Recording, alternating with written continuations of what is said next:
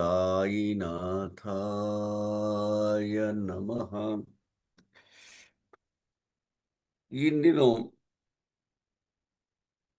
दो पालखियां खास पर पूना से निकलती है पंढरपुर के लिए, और तीसरी पालकी भी पूना से निकलती है। दो पालकियां निकलती है शिरडी के लिए।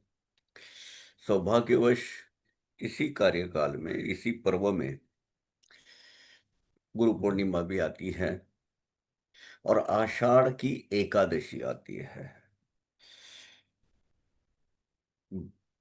भगवत धर्म संप्रदाय में ये सबसे बड़ा उत्सव माना जाता है।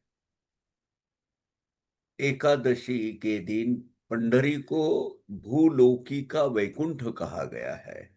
यानी भूलोक के अंदर ही आपको अगर मुक्ति पानी है तो पंढरपुर में जाना है।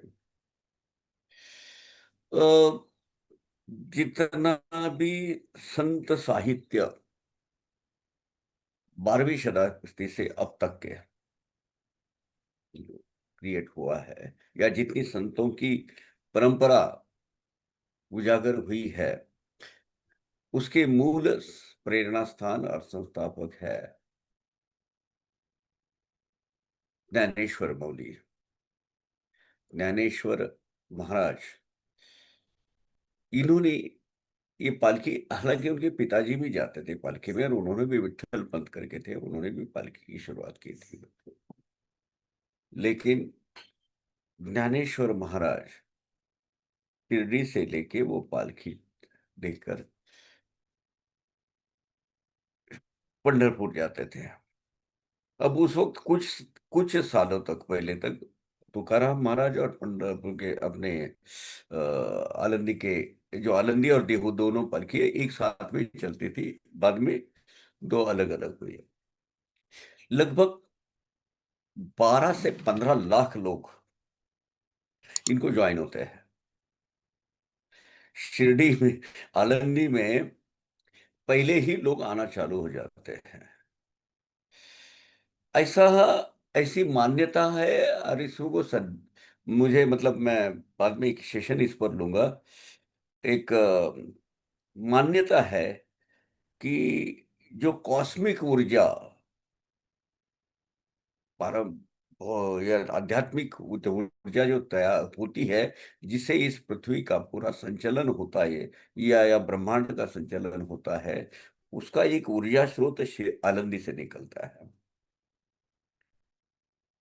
तो जितनी भी जाने माने संत जिनको कुछ एक महारत हासिल की हो या कुछ एक मकाम प्राप्त किया हो उन्होंने अध्यात्म मार्ग में, उनका कहना ये होता है कि हम तो दूसरी जगह मरने ही नहीं वाले, हमको तो श्री आनंदी में मरना है या पंडरी में मरना है।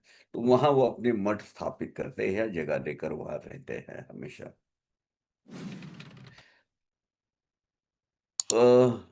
जिन्होंने तुकाराम गाथा, जिसका अ,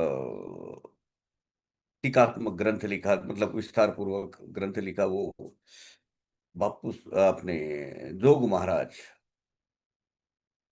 ये जोग महाराज, इन्होंने वहां वारकरी संप्रदाय की संस्था स्थापन की हुई है, और उनके शिष्य थे तो लोग सोनोपंत दांडेकर गुरुवर्य, आदरणीय सब लोग ये लोग थे। इनकी एक हकीकत आपको बताओ। ये सासवड़ में थे तो उन्होंने मैसेज भेजा दांडेकर साहब को कि मुझे लेके चलो, अभी मेरा जाने का वक्त आया है।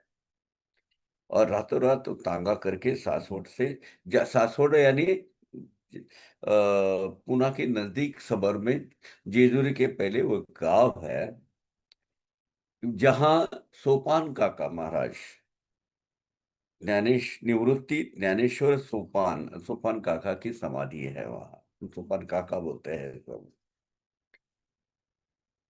एक ही माँ के उदर से, कोख से 4 ईश्वर के अवतार तैयार हुए हैं। निवृत्ति, ज्ञानेश्वर, सोपान और मुक्ताबाई। अब इनके नाम देखिए, कितने कारक है और कितने पूरक है। भौतिक जगत से निवृत्ति होने के सिवाय आपको पारमार्थ का ज्ञान होता नहीं है।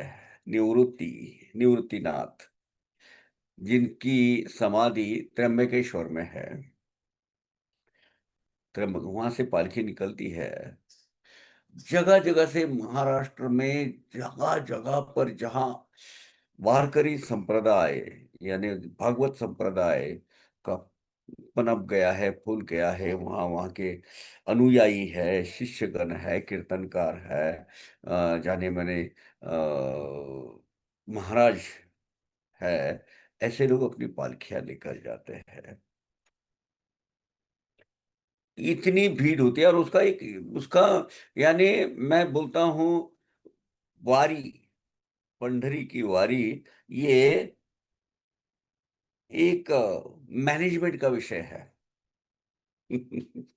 आप उसका पूरा पहले से अंत तक जो जो डिसिप्लिन, जिस तरह का आयोजन किया जाता है, वो अध्ययन करने के लिए कि देश विदेश के लोग आते हैं कि ये इतने 10 दिन के लिए इतने पैमाने पे इतने लोगों का खाने की आपूर्ति, लोगों उनको रहने का, उनका ये किस तरह होता है। और जरा भी किसी की कुछ भी, मतलब आज से 12वीं शताब्दी से आज तक कभी भी उसमें रुकावट नहीं आई है। एक भी पालकी, एक भी जो वारी है, वो वारी उसमें खंडित नहीं हुई है। निवृत्ति, ज्ञानेश्वर, सोपान, सोपान यानी सीढ़ी, पायरी, भक्ति का सोपान, यानी संसार मार्ग से, भौतिक मार्ग से जब तक आप निवृत्त नहीं होते हैं, तो पारमार्थिक ज्ञान आपको प्राप्त नहीं होता है। और ज्ञानेश्वर माऊली जो स्वयं विष्णु के अवतार थे, हमारा तो, हम सब साई भक्तों का और ये वारकरी संप्रदायों का और हमारी भगवत संप्रदाय का ऐसी बिल्कुल मान्यता है कि भगवान विष्णु के अवतार है। इसका कारण है, प्रकट गुह्य बोले विश्व ब्रह्मची के लिए। अब तक के जो आध्यात्मिक ज्ञान था, वो सीमित था। और संस्कृत भाषा में और बड़े वेदों में रहता था। और भगवत गीता में जो एक मैनेजमेंट का एक परफेक्ट ग्रंथ है, उसकी विस्तार पूर्वक जो टीकात्मक ग्रंथ लिखा है, वो ज्ञानेश्वर मौर्य ने दिया है। तो क्या बोला कि गुह्य जो है, गुह्य यानी गूढ़, अध्यात्म मार्ग का गुड़ आम जनों, आम जनता के लिए या आम सामान्य मानस के लिए पहले जिसने उजागर किया, वो है साईनाथ, अपने ज्ञानेश्वर भगवान। बाबा को बहुत ही, साईं बाबा, अभी हम आते हैं ऊपर, 21 लोग ज्वाइन हो गए हैं। साईं बाबा को बहुत रिस्पेक्ट था। वो जो ज्ञानेश्वरी जब हाथ में लेते थे तो ऐसे रखते थे और बोलते थे बड़ी किताब है। इवन यानी अपने साई सच्चरित में लिखा हुआ है, जिसको अध्यात्म मार्ग के और जान के लेना है साई सच्चरित के अलावा, और आगे बढ़ोतरी करनी थी, उसने बड़ी किताब यानी ज्ञानेश्वरी पढ़नी चाहिए। लिखा है स्पष्ट रूप से। वो ज्ञानेश्वरी पढ़ने के बाद आपको आध्यात्म मार्ग में कुछ जान लेने का कुछ बचता ही नहीं है। विश्व की उत्पत्ति से लेके उसका प्रकटीकरण से लेके भगवान का विराट स्वरूप से लेके लय शक्ति तक के सभी सभी सभी चीजों का ब्यौरा ज्ञानेश्वरी में आता है। मेरी तो बहुत इच्छा है, मैंने यहाँ ज्ञानेश्वरी का किया था आयोजन, 18 महीना, 18 मंथ लगातार एवरी डे, सभी संत की, जोग महाराज, जोशी महाराज, तांबे महाराज, खंडारकर महाराज, इन सब लोगों के जो अपने, ये सब लोगों के हम संहिता लेके बैठते थे, उनकी एडिशंस लेके बैठते थे। और एक श्लोक में कितनी वो भी है, ये वो भी का अर्थ क्या है, ये हम अभ्यास वर्ग लगाए थे इसी जगह। 18 मंथ्स चला। आज लगता है कि जरूरी है क्योंकि बाबा का आदेश है। बाबा का आदेश ये है, जिसको ज्यादा जानना है, क्वांटिटी डजंट मैटर, क्वालिटी। दो पर्सन भी रहेंगे ना, तो अपन वो, भगवान ने चाहा, साईनाथ ने, तो ज्ञानेश्वरी का अध्ययन करेंगे, क्योंकि वो मेरे सदगुरु का परम चहेता ग्रंथ है। ठीक है। आज हम क्या, अभी बहुत सारा बोल, वारी पर बहुत सारे बोल सकते हैं भाई, बहुत सारा। जी।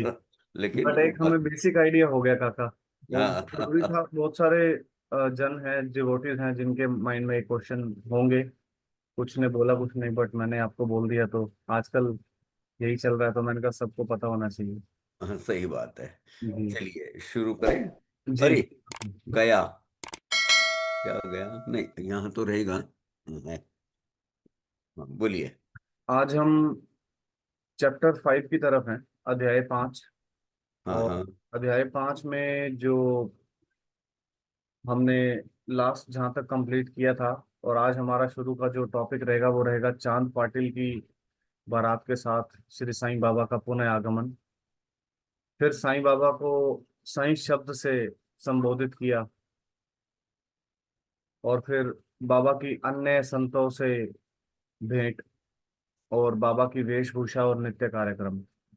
हम कोशिश करेंगे कि इसको कवर करें, और फिर अगर आगे, अगर समय हमें अनुमति देता है, तो हम पादुकाओं की कथा की तरफ और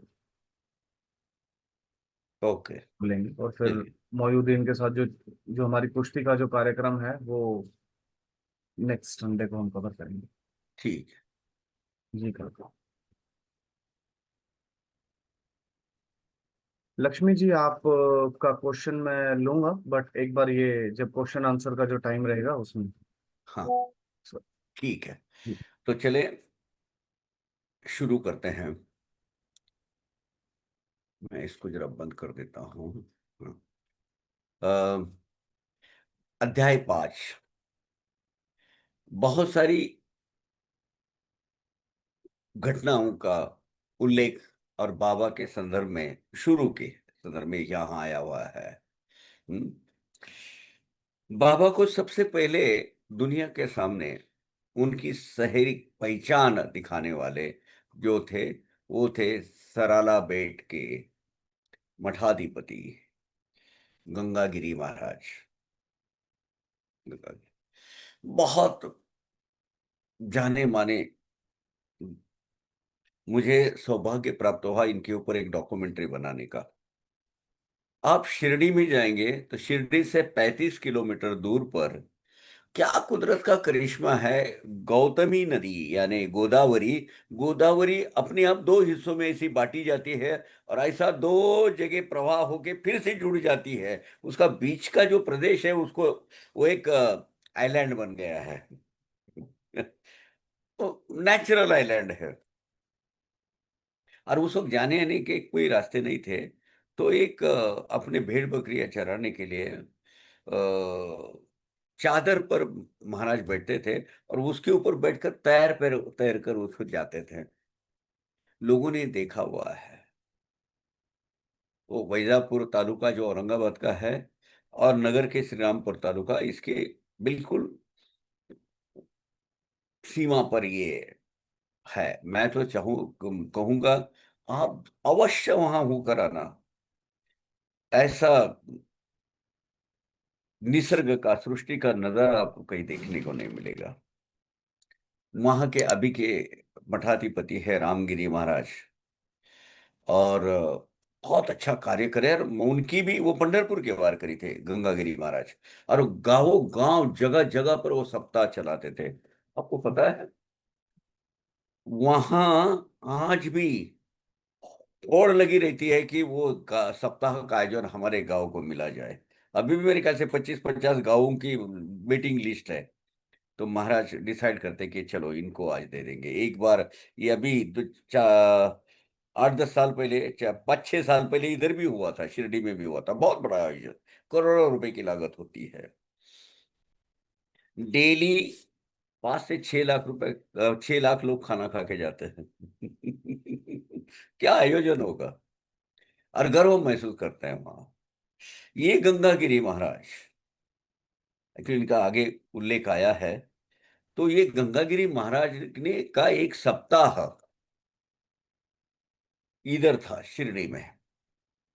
जब वो मंच पर से बया कर अपना बोल रहे थे, अपना कीर्तन कर रहे थे, तब सामने उनको साईं बाबा गड्ढे में पानी लेकर बाग की सिंचाई करते हुए दिखाई दिए। और जैसे उन्होंने देखा, अरे ये मूर्ति यहाँ कहाँ तक आई, बोले कब आई। शिरडी के लोगों का भाग्य बहुत महान है कि ये हस्ती यहाँ आई है। आज ये कूड़ेदान कूड़े कचरे में पड़ा हुआ दिखाई देता है, लेकिन एक देख लेना, सब दुनिया, सब दुनिया इनके पीछे और इनका इनका बोलबाला होगा। ये हीरा है, हीरा। आज ये कूड़ेदान में पड़ा सा नजर आता है, लेकिन बात मेरी मान लो, ये सामान्य हस्ती नहीं है। ये पहचान करा के देने वाले पहले थे संत गंगागिरी महाराज। अब उनका उल्लेख पहले बाद में आता है। ये गंगागिरी महाराज भी जाने माने कुश्ती करने वाले में से थे, कुश्ती करते थे। ये बीजापुर के बाद छोटा सा गांव है, अभी मुझे वो सब स्क्रिप्ट देखनी पड़ेगी। वो गांव के रहने वाले थे, बाल ब्रह्मचारी थे। बाल ब्रह्मचारी होकर सिर्फ अपना वो दूध वगैरह ऐसा मुझे मवेशी वगैरह सब चराते थे, और उसमें उनका अध्यात्म प्राप्त हुआ उनको। वो उसकी भी एक कथा है, रोचक कथा है। आखिरी में पुंतांबा में, आखिरी इसलिए उनको शाही शहर में उनका नाम पुंतांबे कराया है, क्योंकि वहां उनका संतों में परावर्तित हो गया, संतों में उनका तब्दीली हो गई है। ये जो चीज, ये पुंतांबा गांव है, यहाँ भी आपने जाना चाहिए हर एक ने। शिरडी से बराबर 35 किलोमीटर दूर पर गौतमी नदी के किनारे, गोदावरी नदी के किनारे ये गांव बसा हुआ है। हालांकि सोने चांदी के व्यापार उसमें बहुत होते थे, लेकिन वहाँ सबसे अहम बात यह है कि चांगदेव महाराज, महर्षि चांगदेव महाराज, वैसे गौतमी नाम क्यों पड़ा, गौतम ऋषि का आश्रम भी ये गोदावरी किनारे था, इसलिए उनको गौतम ऋषि का आश्रम जहाँ है, इसलिए उसको गौतमी नाम पड़ा है। यहाँ जिन्होंने 1400 साल तपश्चर्या की और आखिरी में शेर पे बैठ के ज्ञानेश्वर महाराज के मिलने आए थे, और हाथ में एक बहुत बड़े स्नेक जो होता है, सांप होता है, उसका कोड़ा बनाकर आए थे। वो जो है, उनका आश्रम यहाँ है। वो आश्रम अगर आप देखेंगे ना, वहां एक संगमरमर की गणपति की मूर्ति है, और बाकी इतना लुभावना दृश्य है। और वहां मुक्ताई को उन्होंने अपना गुरु माना था। चांगदेव महाराज ने, वहां का यह है। वहां एक कुश्ती का आयोजन किया हुआ था, और कुश्ती खेलते खेलते गंगागिरी महाराज के कान में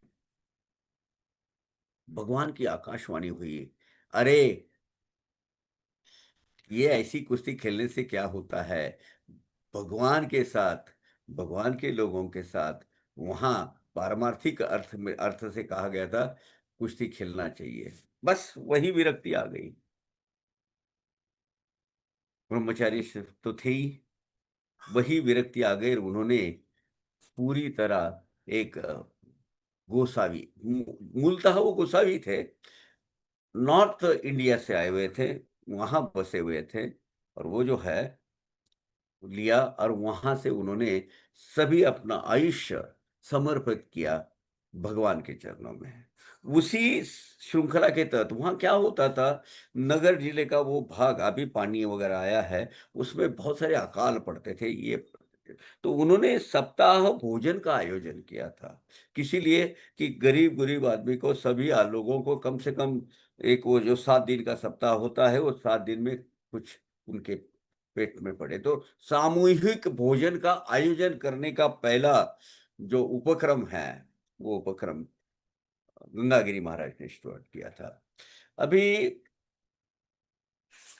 आते हैं फिर से अपनी कथा पर। बाबा जब शिरडी में कायम स्वरूपी बैठ गए, उसके पहले ही देवीदास नाम के वहाँ एक गोसावी आके बैठे थे बैरागी। और बाबा के वहाँ कायम वास्तव्य के बाद जानकीदास बाबा भी वहाँ आए। अब कहा जाता है कि एक चांद पाटिल जो धूपखेड़ा गांव के थे, वो धूपखेड़ा गांव के उनके जो वहाँ के मुखिया थे, उनके औरत के भतीजे के पास साथ भांजे के साथ वो उसकी जो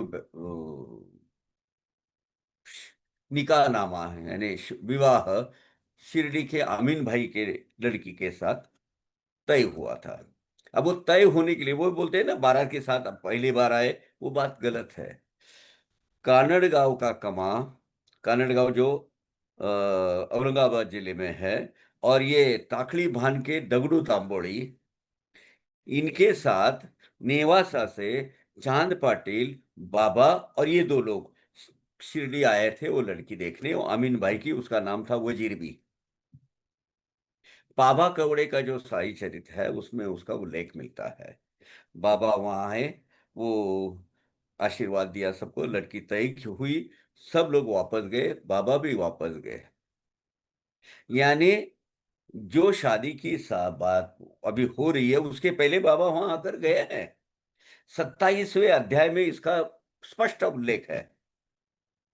उसके पहले वो नेवासा में थे। अब नेवासा में कौन है? मोहिनी राज, विष्णु का स्वरूप जो मोहिनी स्वरूप धारण किया था, उस वहां बाबा साल 6 महीने रहे हैं, साल 1.5 साल वहां रहे हैं धूपखेड़ा से निकलने के बाद।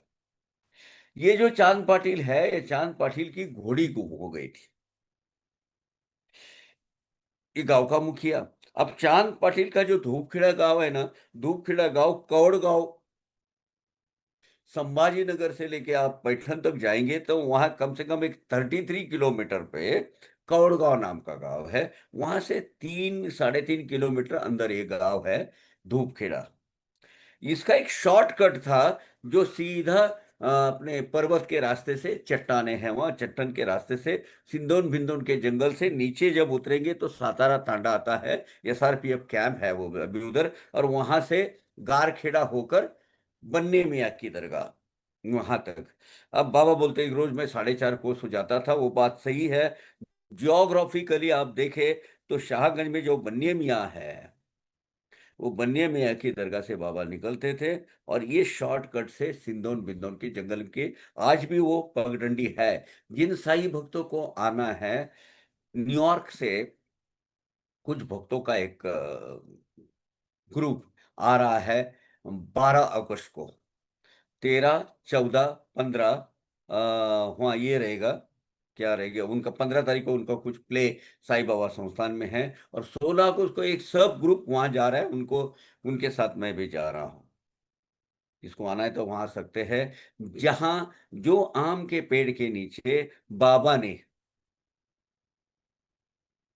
वो जो करिश्मा दिखाया, सटका मारकर पानी निकाला, वो आज भी पानी चालू है वहां।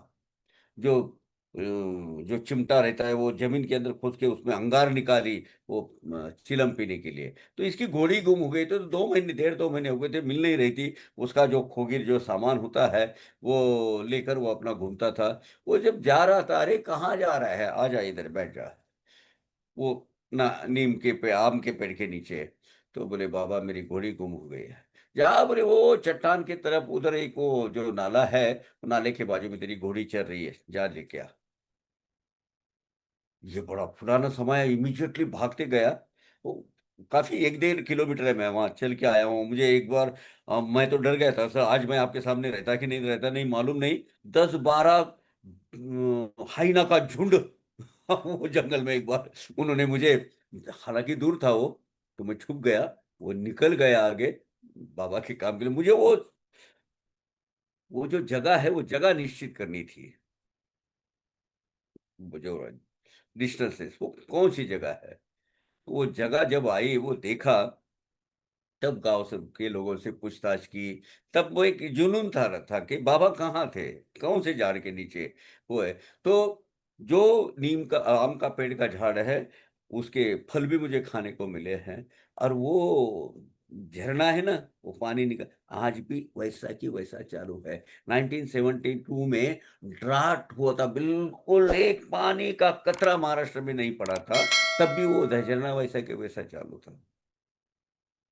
वहां वो जो सिंदोन भिंदोन के जंगल में दो गांव है, सिंदोन और भिंदोन। पहले भिंदोन आता है, बाद में सिंदोन आता है। अब दूसरी तरफ से जाते थे, साई टकरे की तरफ से। अब सातारा तांडा से ऊपर जाने के लिए अच्छा रास्ता हो गया है। तो उस जगह वो साईनाथ महाराज बैठे थे। अब वो जब ऐसा बोले तो वो भाग के लेके आया। वो साई टेकड़ी के सामने है वो नाला, वो नाला है। वहां वो चार घास खा रही थी, वापस आया, बोले आजा बैठ जा। तो फिर उसके बाद वो चीलम का, वो चीलम होता है, हैंड पाइप, मड पाइप, वो सुलगाया, सुलगाने के लिए भी वो अंगार चाहिए, निकाल के रख दिया ऊपर। वो हैरान रह गए वो। हालांकि चांद पाटिल ने मुलाकात दी हुई है। अब वो जो है, उसके नीचे जो ये लगा है ना, छापी लगती है, मतलब it is a filter, some kind of a filter. वो फिल्टर जो लगती है, वो पानी को भिगोने के लिए, वो छापी बोलते हैं, वो जो कपड़ा होता है छोटा सा, उसको लगती है। वो पानी किस तरह से, जब बाबा ने छटका मारा, वहां से पानी आना चालू हो गया।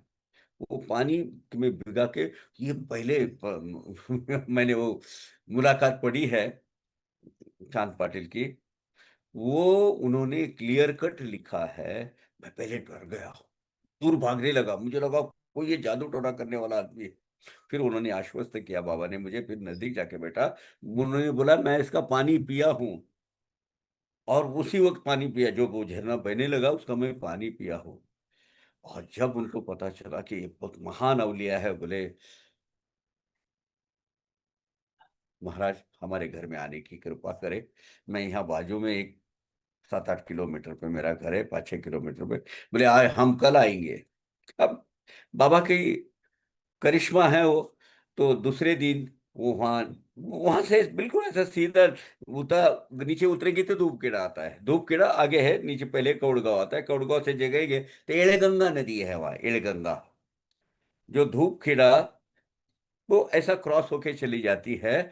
और इस नदी में बाबा ने पहले पानी, बाबा ये नहाए, फिर अंदर गए। और ये नदी जो है, चांद पाटिल की जितनी मिल्कियत है ना, मैं जाकर आया हूँ, उनके लोगों के बहुत अच्छे संबंध है मेरी। अभी बाबू भाई गए हैं उनके, वो पूरी वंशावळ है उनके मेरे पास है। वो माने खां, तुम्हारे हसैन हुसैन, वो जो हुसैन मियाँ, बालम मियाँ, आज भी सब है। उनकी पांचवी पीढ़ी है चांद पाटिल की, पांचवी छठवीं पीढ़ी, गफूर, आज वो कार्यरत है वहां। तो वो जो जगह है बहुत अच्छी, मतलब ये नहीं, उसके बाजू में वो एक ये नदी जाती है एलगंगा। वहां उन्होंने स्नान वगैरह करके फिर वहां से 2-2.5 महीने पहले महीने वहां रहे होंगे, उसके ज्यादा नहीं। उनकी जो ग्रेट ग्रैंड ये थे ना, बहू थी, बहू, डॉटर इन लॉ, उनसे भी मेरी बात हुई। उनके नाम था पुतला बीबी।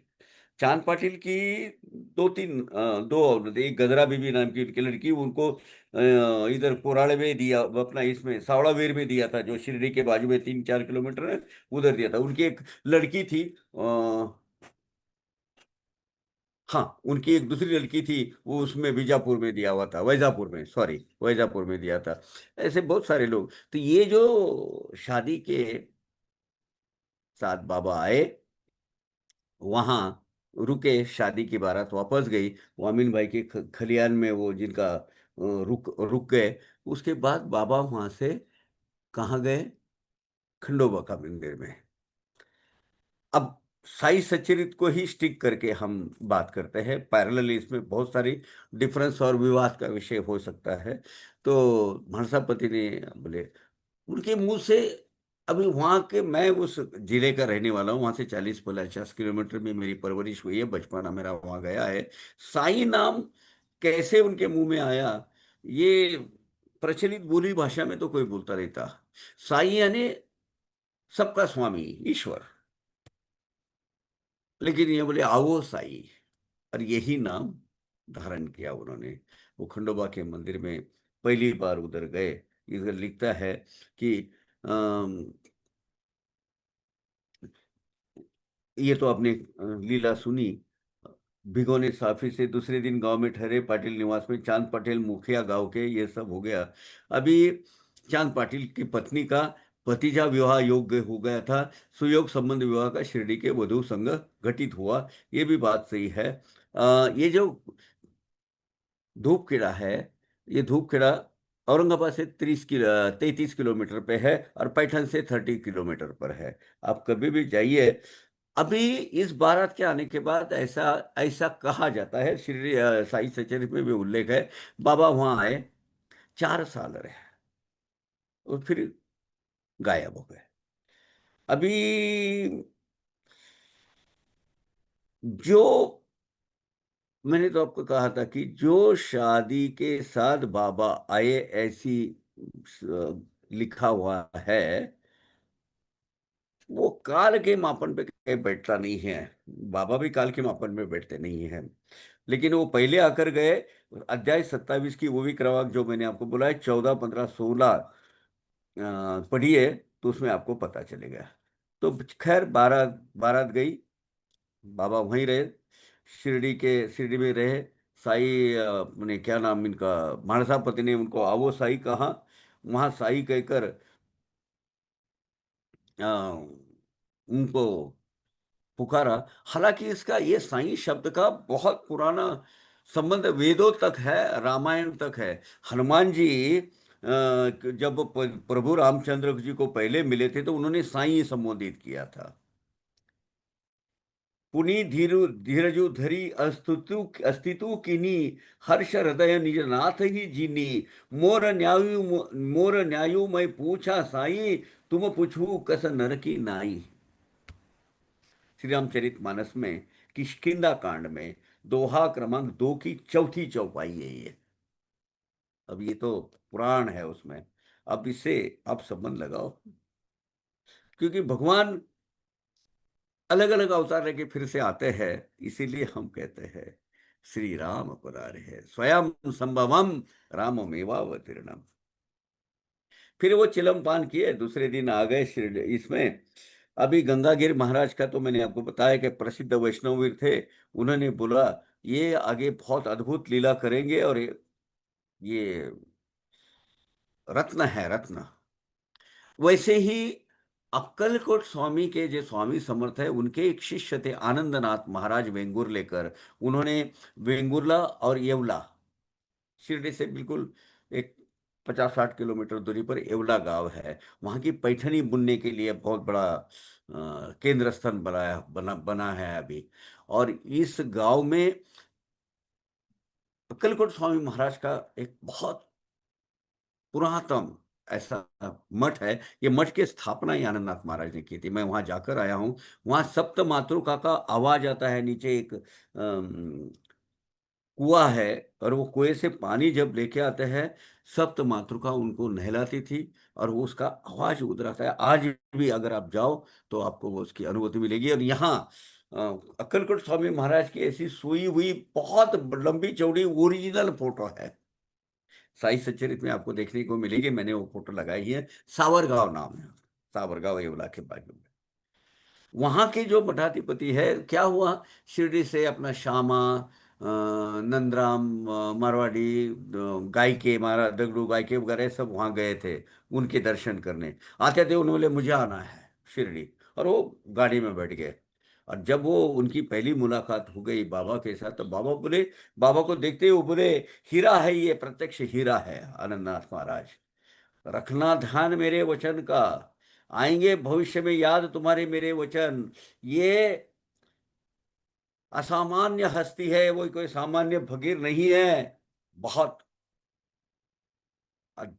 बहुत बड़ा अवतार है ये।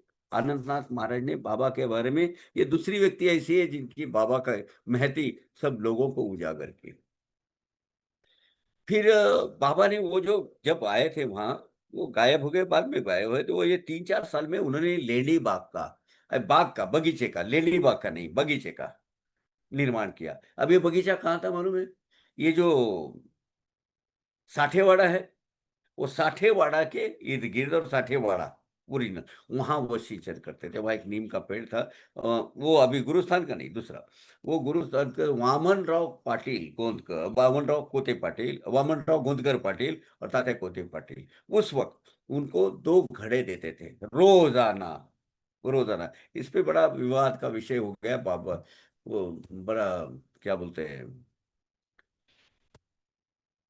बड़ा आलोचना का विषय हुआ, लेकिन ऐसा है, स्पष्ट उल्लेख लिया है, वामन तात्या बयातयांचे भक्त। कुछ लोगों को कह रहे वामन नाम का कुमार था वह, और कुमार देता था। अब बलूते सिस्टम में 2 घड़े रोज देने की कोई न हैसियत गांव में रखता है।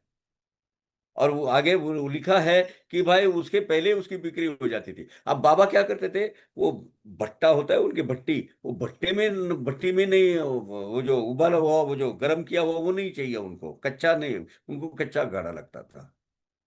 वो कच्चा घड़ा से पानी भरते थे, अभी 4 5 10 चक्कर मारेंगे तो घड़ा पानी से वो फिर से रीशेप हो जाता था। वो नीम के पेड़ के नीचे रख देते थे वो मट्टी।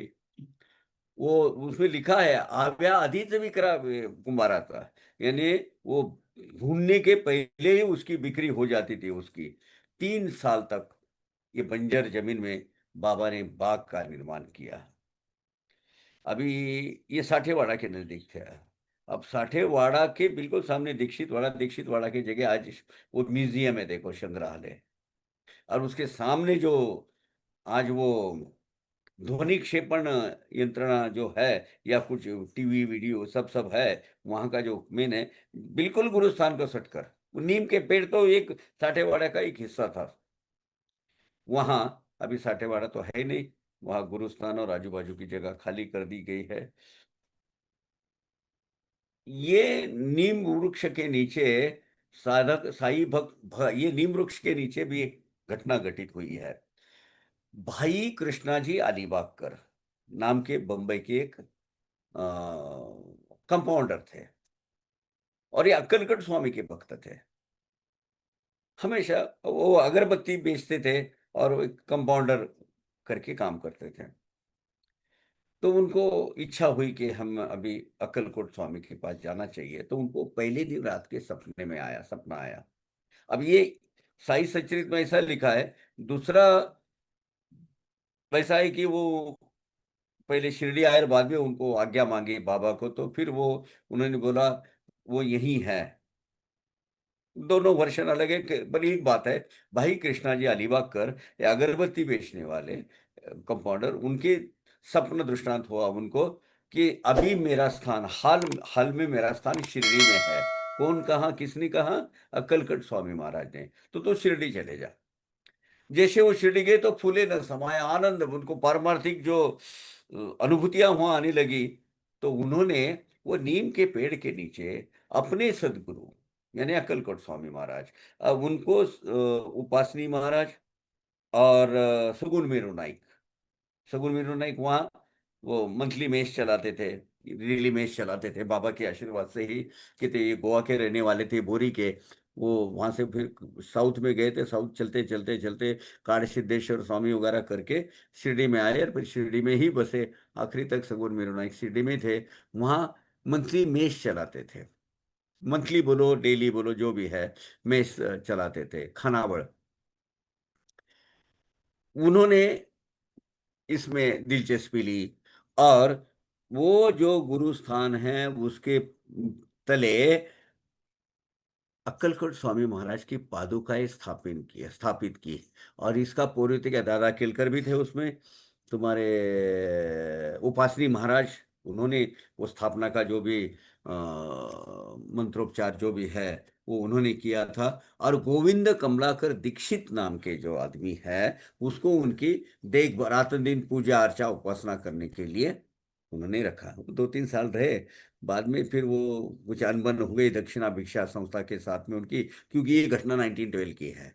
1912 में ये बात हुई थी। अभी इधर लिखा है, शके 1834 के वर्ष में सावन शुद्ध पर्व काल में पादुकाएं स्थापित की निम्बाश्रय में भजन विधि सत सप्रेम। अध्याय 5 की 59वीं हुई, उसमें वो स्थापित की गई। अब कुछ अरसे बाद एक मेंटली इंसेन किया हुआ आदमी, मार्तंड नाम का, उसने गांव के 2-3 मंदिरों में भी बड़ी क्षति पहुंचाई और उसने वो उस पर पत्थर डाल के वो तोड़ दी। मजे की बात यह है, ये जब स्थापित हुई, ये घटना में स्थापन की गई, बाबा का आशीर्वाद लिया गया, बाबा की परमिशन मिली, बोले ये परम सनातन पादुकाएं हैं, इनके जतन करना। और उसी वक्त एक पारसी की मनी ऑर्डर आई थी 25 रुपए की। वो 25 रुपए बाबा ने इस कार्यक्रम के हेतु खुद का योगदान, कंट्रीब्यूशन करके दिया था। उल्लेख है इसका इसमें। ये 19, अच्छा ये तो बेचारे गरीब आदमी थे, भाई कृष्णा जाली बाकर, उनकी तो हैसियत थी नहीं। तो फिर उन्होंने डॉक्टर रामराव कोठारे करके बम्बई के जाने माने डॉक्टर थे, उनके हाथ से वो पादुका तैयार करके बड़े तामझाम के साथ वो शिरडी में लाई गई थी। और इनमें काफी लोगों ने इस पर भाग लिया था। अभी उसके बाद तांबोली, मुहिद्दीन तांबोली के साथ बाबा की कुछ मतभेद हो गए, और उसके साथ उनकी हाथापाई हुई या कुश्ती हो गई। अब सही मानो, एज ए अभ्यासक के हिसाब से, बाकी का जो पैरेलल साहित्य है उसमें ऐसी कुश्ती और परमेश्वर के साथ,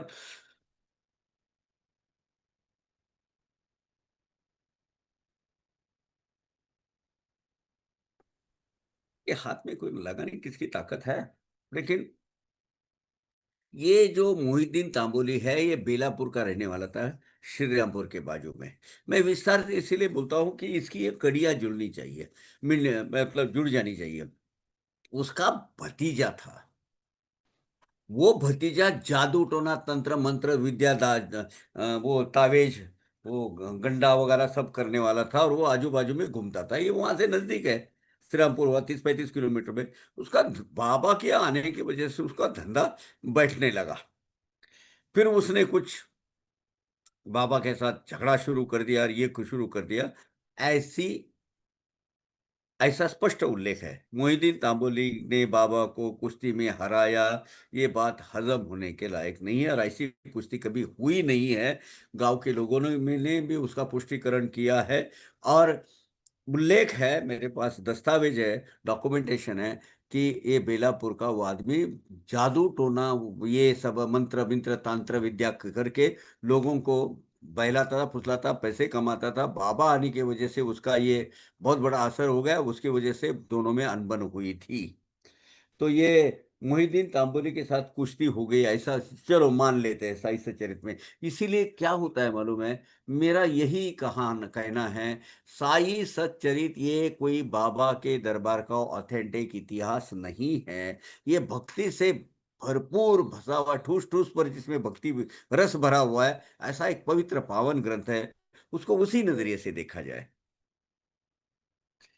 इसमें और एक बहुत बड़ा सिग्नेचर वाक्य इसमें ये अध्याय में आया है बाबा का, वो है, गरीबी अव्वल बादशाही, अमीरी से लाख सवाई। गरीबी का, गरीबों का अल्लाह भाई, सर्वदा वदते साई, ऐसा ही ऐसा। अब इसमें गरीबी जो बोला है ना, गरीबी यानी अपनी माली हालत के हिसाब से नहीं बोला है। गरीबी यानी सात्विक सज्जन वृत्ति वाला आदमी। अव्वल यानी श्रेष्ठ, उत्कृष्ट। बादशाही यानी राजा का ऐश्वर्य। अमीरी धनाढ्यता, अमीरी, अमीरों से लाख सवा यानी ऐश्वर्य संपन्नता। सवा यानी सवा गुना, सवापट, यानी एक है तो 125%। गरीबी अर्थात सात्विकता, राजा के ऐश्वर्य, ऐश्वर्य से भी उत्कृष्ट क्या है, सर्वश्रेष्ठ ऐश्वर्य होता है सात्विक वृत्ति वाला मानव। उसके पीछे परमेश्वर सदा खड़े रहते हैं, बाबा बोलते हैं परम दयालु परमेश्वर सद्भावना के साथ ही रहता है, दूजी भावना के साथ नहीं। यहाँ गरीबी ये शब्द अपनी आर्थिक स्थिति का वर्णन करने वाला नहीं है, वरना गरीबी का अर्थ सात्विक वृत्ति होता है। ऐहिक संपदा पाने के लिए किया हुआ भ्रष्टाचार, कुबुद्धि, झूठ मानवीय आत्मा को अपवित्र और कलंकित बना देती है। ऐसे लोगों का साथ बाबा देंगे नहीं। दरिद्र मनुष्य सात्विक वृत्ति का ही हो, ऐसा भी नहीं। दरिद्रता से तंग आकर गलत रास्ते पर चलने वाले लोग भी मिलते हैं, लेकिन यहाँ गरीब यानी सीधा सात्विक सरल वृत्ति का आदमी। गरीबों का अल्लाह भाई, अक्षय शादी होते। ये जो है, ये बाबा का सिग्नेचर वाक्य है। गरीबी अव्वल बादशाही, अमीरी से लाख सवाई, गरीबों का अल्लाह भाई। ये जो तुकडोजी महाराज जो राष्ट्र संत थे, उनका मोजरी कुछ गांव है, ये अमरावती से आगे, उनका एक भजन है, वो बहुत राष्ट्र संत थे, उनको ये वो भजन है, किती आनंदी आनंद या झोपडीत माझ्या, झोपडीत माझ्या, महालात चोर शिरले, द्रव्य द्रव्य चोरून नेले, ऐसे कधी न झाले झाले, झोपडीत माझ्या। वो क्या बोलते, मेरे झोपड़ी में कितना आनंद है, महलों में चोर जाते हैं, वहां चोरी करते हैं, ऐसा कभी मेरी झोपड़ी में हो ही नहीं सकता। और वो तो कभी भी आइए, कभी भी आ जाओ, कभी भी जाओ, यहाँ किसी को पाबंदी नहीं है। बाबा की जो है ना द्वारका माई, वो भी ऐसा ही है। याला नाही कुल्प दोर्या दोर है, इसको कोई ताले वगैरह बांधा हुआ नहीं है। मन मर्जी में जब भी आओ, कभी जाओ, ऐसी झोपड़ी, ये आनंददायक झोपड़ी होती है। तो ये गंगागिरी महाराज जी का कुश्ती का प्रोग्राम, ये तो हमने पहले देखा, मैंने पहले भूल गया था। बाद में बाबा का उस वक्त का डेली रूटीन पकड़ा है, कोई किसी को ज्यादा नहीं जानते थे, बस बहुत कुछ करीबी लोग थे, अप्पा बिल, अप्पा जागले, यानी अप्पा जागले अप्पा बिल एक ही है। अप्पा कुलकर्णी भी थे उसमें, बायजामा, तात्या कोते पाटिल, ये ऐसे जो लोग थे वो नजदीक थे, वामन तात्या, ये जो लोग हैं, बालक by the way, Vaman Tatya और तात्या कोते पाटिल एक ही वक्त स्कूल में गए हुए हैं, एक ही बेंचर है वो, सेम इसमें 1884 में वो गए हैं, उनका स्कूल का दाखला भर्ती किया हुआ उसका डॉक्यूमेंटेशन है उसमें। तो फिर बाबा शायद मौनावस्था में रहते थे, वो कुश्ती का बात होने के बाद उनकी प्रवृत्ति वृत्ति में फर्क हो गया, और वो अपना छोला भी बदल दिया उन्होंने, अपना लिबास बदल दिया, एक लंबा सा तोप पहनने लगे। और दिन के प्रहर में वो स्वेच्छा से कहीं भी बबूल के झाड़ के नीचे, वो नाले के बाजू में, वो ऐसा विहार करते थे। और कभी कभार निमगांव में बाबा साहब डेंगले, बाबा साहब डेंगले के पास वो जाते थे। निमगांव के बाबा साहब डेंगले और नाना साहब डेंगले आध्यात्मिक मार्ग में बहुत ऊंचाई हासिल किए हुए लोग थे, और आने जाने वाले लोगों का, मैंने फकीर, मुल्ला, मौलवी, संत, साधु, वारकरी, इनका ख्याल रखने वाले थे। और ये वहाँ के जमींदार थे। जमींदार मतलब वहाँ आपको तो पता है, वो जो जमींदारी में वहाँ गांव का पूरा लगान उनको वसूल करने की गवर्नमेंट की तरफ से ऑर्डर होती है, सनद होती थी उस वक्त, वहाँ के थे ये कभी कभी उनके घर में जाते थे वो निमगांव के करीब। बाबा का शिरडी छोड़कर निमगांव, रुई, रहता, यही जगह आना जाना रहता था। तो वहां जाके निमगांव के उनका बहुत बहुत बड़ा बाड़ा है, आज भी आप अगर जाइए तो वहाँ अभ्यासक जो है वहाँ जा सकते हैं, वहाँ देख सकते हैं, बाबा वहाँ बैठते थे, उनके साथ बैठ के बातें बातें करते थे। ये बाबा साहब डेंगले, इनको पंचों की भाषा बाबा ने सिखाई थी। उसकी एक बहुत अच्छी रोचक लीला है, बाद में बोलेंगे, अभी विषय निकल जाएगा। और इनके भाई कनिष्ठ भ्राता यानी इनके छोटे भाई थे नाना साहब डेंगले, मेरे ख्याल से बाबा की शिरडी में आने के बाद की पहली लीला है, अनुमान मतलब पूरा इसमें। ये डेंगले साहब को पहली पत्नी से कुछ ये नहीं था, कुछ संतान नहीं थी, दूसरी की थी, लेकिन उसको भी योग नहीं हुआ था। तो बाबा ने बोला, जा तुझे बच्चा हो जाएगा, तेरा घर खुलेगा खुलेगा। और उस वक्त बाबा ने दिया हुआ ये आशीर्वाद फलीभूत हुआ है। ये पहली घटना है जो बाबा ने वहां, पहली लीला है जो बाबा ने दिखाई। उसके बाद बाबा का बहुत सारा बोलबाला बढ़ गया, प्रचार बहुत होने लगा, सरकार दरबार में उनका काम होने लगे, वहाँ के सरकारी ऑफिसर वगैरह सब आने लगे। ये जो तुम्हारे नाना साहब निमोनकर, ये तो नाना बाद में आए, नाना साहब चांदोरकर, अजय चिदम्बर, केशव चिदम्बर, ये जो लोग हैं, ये लोग आने लगे। गाडगिल, गाडगिल लोग थे। तो ये जो लोग थे, ये लोगों का आना जाना चालू हो गया। सरकार दरबार में ऐसे ऐसे महान अवलिया है, इसकी ख्याति चारों तरफ बढ़ने लगी। नाना साहब चांदोरकर का आना हुआ। बाहर के लोगों में ये नाना साहब चांदोरकर ने, जहाँ तक कि जो सुशिक्षित वर्ग है, जो बम्बई, पूना, कल्याण वगैरह ये बाजू में, खासकर वेस्टर्न महाराष्ट्र में, उनका बाबा के बारे में इन्होंने ज्यादा ये की है, क्या बोलते हैं, प्रचार किया है। अब बाबा तो एकदम सामान्य जीवन जीते थे। टाट का टुकड़ा एक, उसी पर नित्य बैठक, तकिया क्या होता न ज्ञाता, आराम कैसा न जाने। एक टाट का टुकड़ा रहता था, वहां बैठे रहते थे मस्जिद भाई में। और कुछ ऐसा अहंकार वासना कुछ नहीं, दक्षिणाभिमुख का ऐसा आसन करके वहां बैठते, वही ओढ़ते थे, एक छोटा टाट का टुकड़ा, वही बिछोना, सब एक लंगोट लगाते, कोपीनम लगाते थे, और मुख से हमेशा अल्लाह मालिक ईश्वर भला करेगा, बस ऐसा बोलते थे।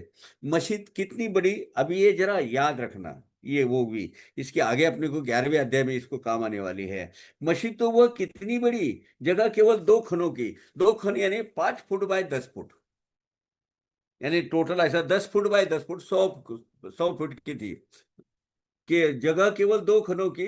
उठना बैठना सोना वही करते, भेंट समस्त संग, वही उठते थे आज भी देखिए ना, द्वारका माई कितनी बड़ी है, 100-150 फुट पुनर्निर्माण के बाद।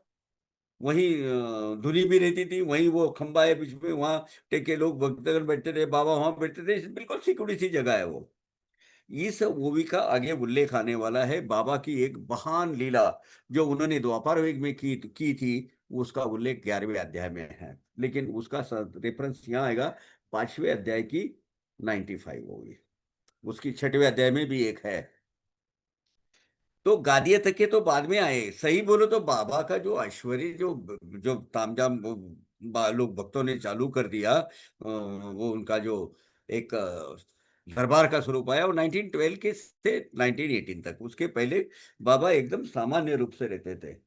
अभी जो जो बदलाव है, बदलाव के बाद का तो बहुत सारे लोगों को वर्णन मालूम है।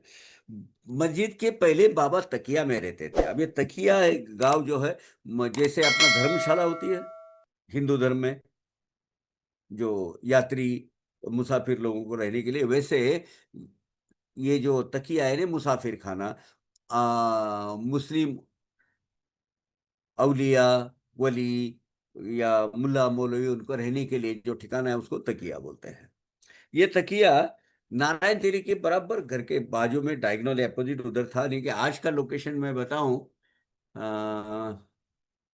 द्वारका माई, द्वारका माई की जरा थोड़े से आगे श्याम सुंदर का तबेला है, उसके थोड़ा आगे जाके लेफ्ट साइड में वहां था ये। यानी आपको बताऊं, आनंद नॉवेल्टीज है, आनंद नॉवेल्टीज की जरा सा थोड़ा सा आगे, ठीक है, वही नारायण तेली भी का घर भी वही था। अब इसमें एक लीला और है, वो लीला मेरे ख्याल से हम आज लेवे क्या कल, तो ले लेते आज, चलो कोई बात नहीं भाई, 20 मिनट हम सिर्फ सवाल जवाब के लिए रखेंगे। वो बाबा को ये था, बाबा को एक लगन थी उनकी कि शाम का वक्त हो गया कि गांव के पंसारी वगैरह इसमें से थोड़ा थोड़ा थोड़ा तेल मांग के लाते थे। अब ये चीज है ना, ये नई नहीं है हमारे नगर जिले में, किसके लिए कि मैं बचपन से ये कल्चर देख के और देखते आया हूँ। आज भी गांव गांव में जो ग्राम दैवत है, खासकर हनुमान जी का मंदिर या वीरभद्र का मंदिर, ये मंदिर में रात की जो दिया सलाई होती है, वो जो उसका भक्त भगत है या कोई जो उपासक है, वो तेली पंसारी के रोज जाता है उस घर में, थोड़ा थोड़ा थोड़ा एक एक धार करके तेल जमा करता है, वो दिया जलाता है। ये परंपरा है वाकई, बाबा ने भी वही परंपरा की थी। एक दिन वो लोगों के दिमाग में क्या आया मालूम है, बोले यार ये क्या कटकट है, इसमें रोज नहीं देने का, तो तेली पंसारी ने तेल देना बंद कर दिया। अब इसमें बहुत सारे उल्टे सुल्टे वर्षन बताए जाते, करेक्ट वर्षन मैं आपको बताता हूँ। अभी नहीं आया तो बाबा आ गए वापस। बाबा साहब नेगड़े इस घटना के साक्षीदार है, और उन्होंने सबको डांटा है, आप कौन से फकीर के नाथ को लगे हो, जरा समझ लो, ये सामान्य व्यक्ति है, इनका प्रकोप होगा, बहुत भूचाल मच जाएगा, तुम देख लेना। तो सब लोग बोले देखते हैं अभी ये क्या करता है।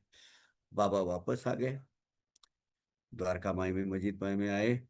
वो जो तमरेल था तेल का जो यूज करते थे, मुश्किल से थोड़ा सा, एक बूंद तेल होगा, एक बूंद, जिसमें एक पूरी बाती भी नहीं भीगी जाएगी, उसमें थोड़ा पानी डाला और वो पानी पी लिया बाबा ने। ब्रह्मार्पण किया, ब्रह्माग्नि जागृत किया, जठराग्नि जागृत जागृत किया, अंदर की ताकत जो जागृत की। और ये ताकत है योगियों में होती है। ज्ञानेश्वर महाराज जब वो लकड़ियां बिकड़ियां कुछ नहीं मिली मुक्ताई को चूल्हा जलाने के लिए, वो रोटियां सेकने के लिए, तो खुद होके ऐसे बैठ गए और अपने पीठ को बोले चल यहाँ रख। और यहाँ तो उन्होंने रोटियां सेकी है, अपने शरीर के अंदर का अग्नि उन्होंने प्रदीप्त कर दिया था। बाबा ने भी वही किया। वो वो तेल में थोड़ा सा पानी डाला, वो पानी पी लिया, और फिर प्लेन पानी लिया और सब वो जो अर्धन पॉट है, पंटियां, उसमें डाल दिया। और रात भर दिए जलते रहे।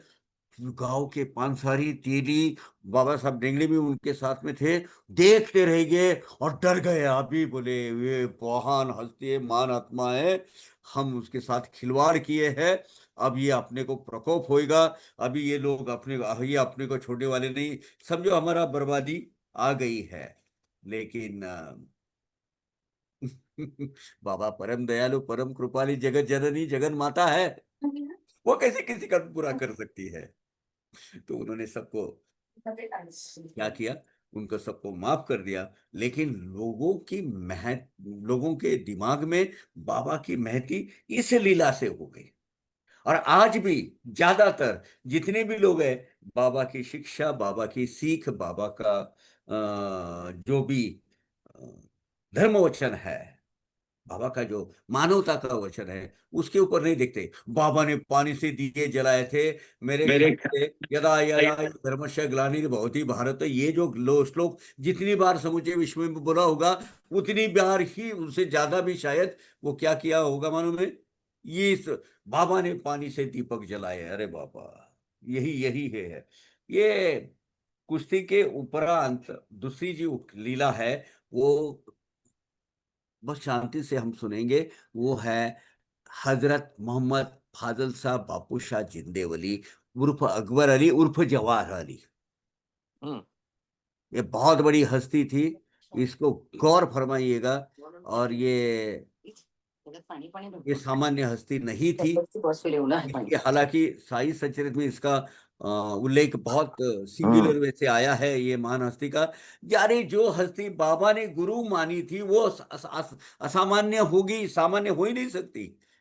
अगले पड़ाव में हम इसको देखेंगे, अगले धारावाहिक में। तब तक के लिए आज्ञा दीजिएगा। अभी चंद्र भैया जरा टेक ओवर कीजिए, और दूसरा जो सेशन है हम जी स्टार्ट करते हैं। मैंने ये जरा डिस्क्रिप्टिव वे से बताया, हालांकि साई सच्चरित के आधार पर ही ये सब बताया है, सिर्फ जी एक्सप्लेन किया है आपको, बाकी कुछ नहीं। अभी ये जो शादी हुई है ना, ये शादी का मैंने पहली बार बोला, ये शादी के साथ तो बाबा नहीं आए हैं शिरडी में, नहीं। जी। आज पूरे धर्म, पूरे जितने भी अभ्यासक है, जितने मेरे सीनियर्स है, मेरे जूनियर्स है, मेरे स्वाध्यायी है, अध्यात्म मार्ग में अभ्यासक है, वो दहाई दरबार के इतिहास में ये सुनिश्चित स्वरूप में, मुझे बहुत आलोचना मिलेगी, गाली मिलेगी, मुझे पता है, लेकिन बाबा शिरडी में आए 1872 के बाद, 1872 1873। शिरडी वालों का जो उस वक्त बाबा उधर रहते थे, उनका कहना था 66 के साथ, 66 से 72 के बीच में बाबा आए होंगे, 66 के बाद आए हैं। इसके उल्लेख पुख्ता सबूत मिलते हैं। 1854 1858, ये बातें थोड़ा सा खिंचा हुआ इतिहास है। और जाहिर है, जो हेमाडपंत जी है, हेमाडपंत जी इतिहासकार नहीं है, वो भक्त है, वो लेखक है, इतिहास करने। तो हम दोनों को ये कड़ियाँ जोड़नी चाहिए।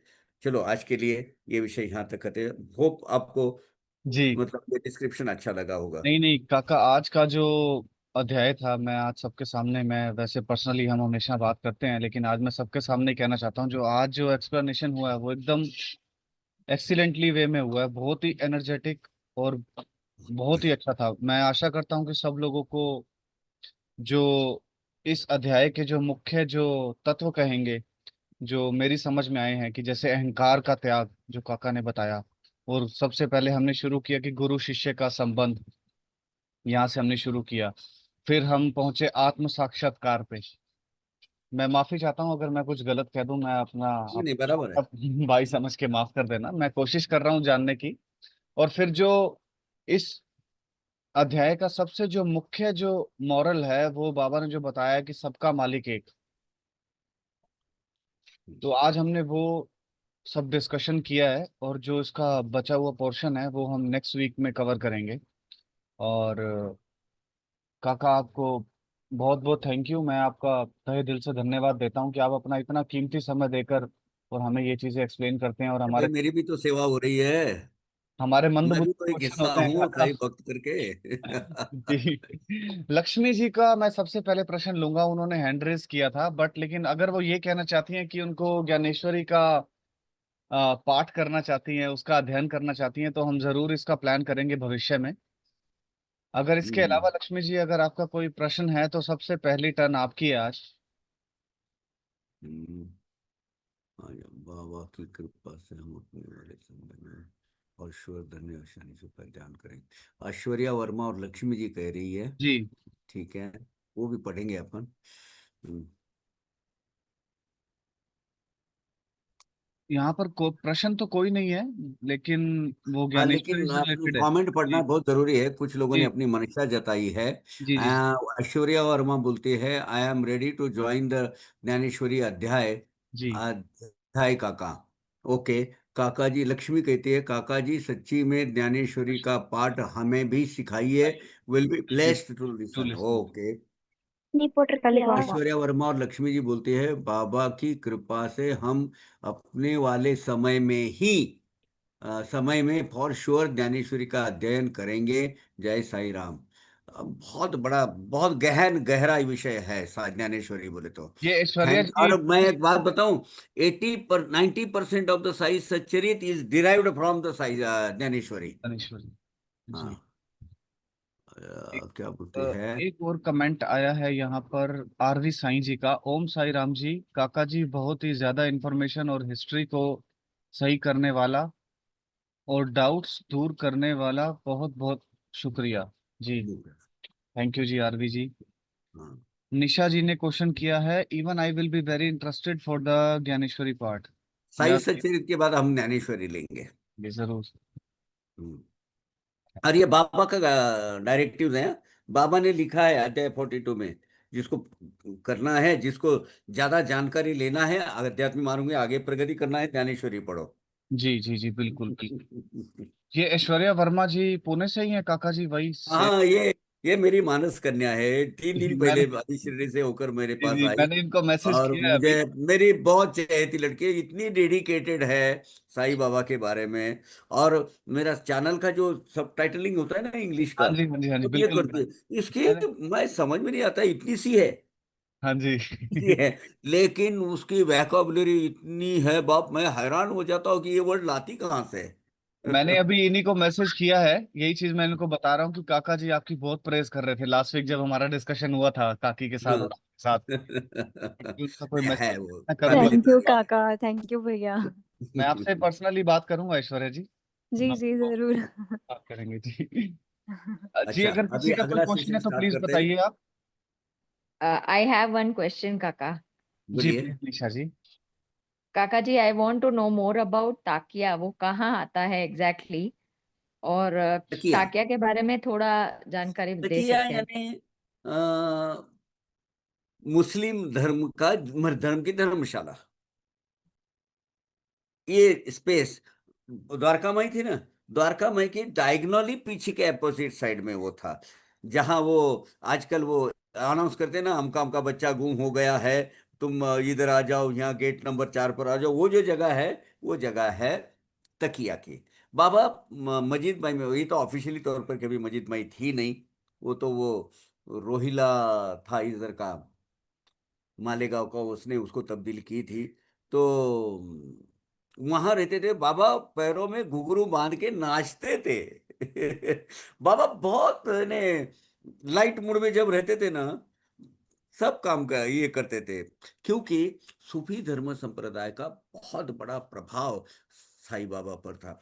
जब वो औरंगाबाद में बन्नी मियाँ के सानिध्य में थे, ये जो यासीन मियाँ फकीर वो भी उनके साथी थे, और वहाँ जो जरदारी बख्श की जो जगह है, जहाँ थोम है, ये ईरान इराक से जो लोग आए थे सूफी धर्म का संप्रदाय का प्रचार करने के लिए, वो 700 लोग थे। वो वहाँ का पड़ाव उधर था, अभी राजाश्रय प्राप्त तो था, तो वहीं सब वो शूलभंजन पर्वत के आजू बाजू में, मतलब दौलताबाद का जो देवगिरी किला है, दौलताबाद उन्होंने बात का नाम है, पहले देवगिरी किला, दौलत से आबाद। आपको मालूम है 11 मन, 11 मन यानी 40 पायली का मन होता था। हीरे जवाहरात को लेके गया है वो तुम्हारा, वो कौन, वो लुटेरा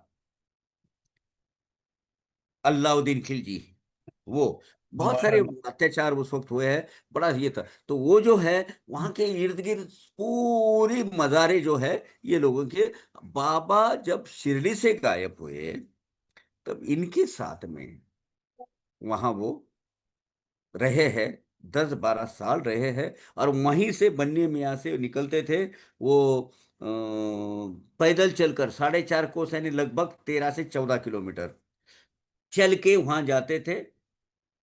और वो जो, अच्छा मजे की बात, वो जो नीम का पेड़, आम का पेड़ है ना, उसके आजू बाजू में 3-4 किलोमीटर में इतना बड़ा और हरा कहीं भी पेड़ नहीं है।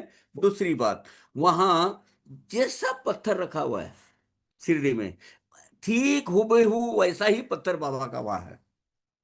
और एक कुदरती एक पत्थर की एक शेज, मतलब ये नहीं बेड है, और उसके बाजू में तकिया भी है, और वहां कानिपनाथ महाराज की दरगाह है। यानी ये सब कड़िया जुड़ने के बाद फिर वो नतीजा निकला कि बाबा यहाँ आते। अभी आपका क्वेश्चन। बस यही जाना था कि शिरडी में ही है ताकिया या शिरडी से बाहर है, जब आपने कहा यही तकिया, पीछे है तकिया बट। नहीं, अभी वो अस्तित्व में नहीं है, क्योंकि वही प्रिमाइसेस में वहां था। अच्छा। तकिया ये अभी नहीं है। तकिया यार एक महज ये एक, हर जगह पे मिलेगा आपको निशा जी। पहले सराय होता था और धर्मशाला बोलते हैं हम आज के उसको युग में, फिर तकिया, वो सेम चीज ही होती है। सेम अच्छा। सेम। जी। ठीक। आरवी साईं जी का एक क्वेश्चन है, तो मैं चाहूंगा कि आप अनम्यूट कीजिए और क्वेश्चन पूछ लीजिए। काका जी ओम साई राम। ओम साई राम जी। काका जी सबसे पहले तो आपका बहुत बहुत शुक्रिया, क्योंकि आप काफ़ी टाइम से बहुत ज़्यादा बाबा जी के बारे में इंफॉर्मेशन बता रहे हैं। तो बाबा जी की कृपा से, और आपने जो बताया था सिंदोन बिंदोन के जो जंगल हैं जहाँ पे बाबा जी मतलब बैठे थे, तो उसके बारे में एक क्वेश्चन पूछना है आपसे। आप पूछिए।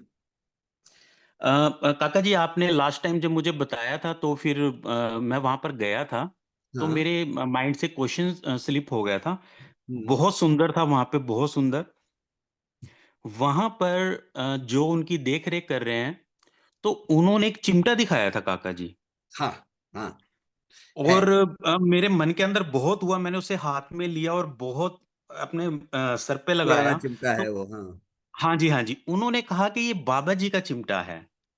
नहीं, उसके कोई पुख्ता सबूत नहीं मिलते हैं, लेकिन जो कानिपनाथ की दरगाह जो ऊपर वो चट्टान पे है ना, हाँ जी, बिल्कुल। वो 1988 से मैं वहां जा रहा हूँ, ठीक है जी। जब वो सुनिश्चित भी नहीं हुई थी कि यही वो मंदिर है। हाँ जी। आपने शायद देखा होगा, मेरे नाम का बोर्ड लगा हुआ है वहां एक। हाँ जी, हाँ जी। आप काका जी आपने बताया था तभी मैं वहां गया था, जब हम होटल में मिले थे ना, हाँ। तो आपने तो मुझे ये जो सजेस्ट किया था। वो जो चिमटा है, वो चिमटा, हाँ जी। चिमटा है नहीं, वो मल्टीपल इंस्ट्रूमेंट एक्चुअली, वो भजन गाने का इंस्ट्रूमेंट है। हाँ जी। हाँ। जो चिमटा, मैं, आप मतलब आप वही कह रहे हैं, 1-2 मिनट दीजिए मुझे। हाँ जी।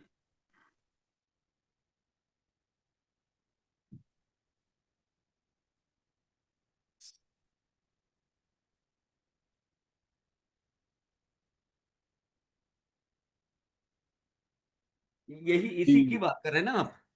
हाँ जी, हाँ जी, हाँ जी, वहां रखा हुआ है और उसके ऊपर वो। वहां रखा हुआ है। ये जो सूफी धर्म संप्रदाय या नाथ संप्रदाय, नाथ परंपरा के लोग हैं, वो भगवान के उपलक्ष्य में जो गीत गाते हैं उसके लिए महज एक म्यूजिकल इंस्ट्रूमेंट करके काम करता है।